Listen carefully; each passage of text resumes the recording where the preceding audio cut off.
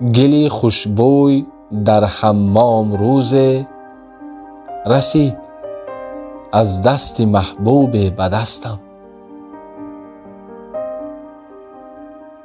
بدو گفتم که مشکی یا عبیری، که از بوی دلاویزی تو مستم.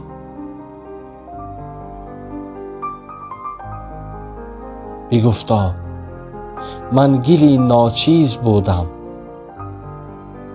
ولیکن مدت با گل نشستم. کمالی همنشین در من اثر کرد، وگرنه من همان خاکم که هستم.